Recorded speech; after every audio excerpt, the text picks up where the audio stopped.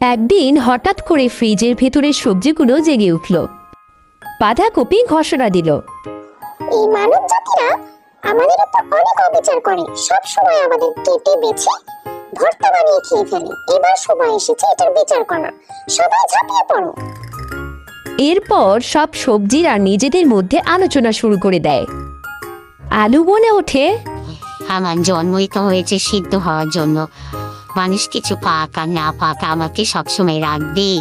শুধু ভর্তা বানাই আর খাই, ভর্তা বানাই আর খাই, কি যে জ্বালাই পড়েছি কিছুই আর ভালো লাগে না। এরপর বেগুন বলে ওঠে, আমি এত সুন্দর, কেউ আমার সাথে ছবি তোলে না, শুধু কাটে ভাজে আর খায়, কি একটা অপমান।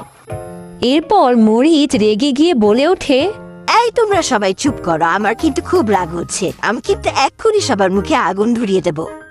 এরপর পেঁয়াজ বলে, তোমরা তো জানোই আমি কাটতে কত ভালোবাসি আর কাটাতে কত ভালোবাসি, কিন্তু কেউ আমাকে কাটতে দেয় না, শুধু কেটে ফেলে আর রান্না করে ফেলে, আমার কিচ্ছু ভালো লাগে না।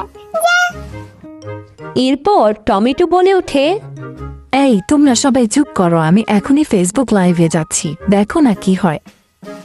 হঠাৎ রান্নাঘরের দরজা খুলে ভেতরে ঢুকে এলো এক রোবট, আর সে বলতে থাকলো, হ্যালো সবজিরা, আমি রান্নার রোবট, আমি তোমাদের আজকে রান্না করব, সবাই প্রস্তুত তো? রোবট এই কথা বলার সাথে সাথে সব সবজিরা ছুটে পালাতে শুরু করলো। সব সবজিরা ছুটে পালিয়ে ফ্রিজের মধ্যে লুকিয়ে বসে থাকলো আর ভাবতে থাকলো কি করা যায়। এরপর তারা একটা বুদ্ধি বের করলো, আর সেই বুদ্ধি অনুযায়ী তারা ফ্রিজের বাহিরে নোটিশ টানিয়ে দিল, আর সেই নোটিশে লিখে দিল এই ফ্রিজে কোনো সবজি নেই, শুধু বরফ আছে।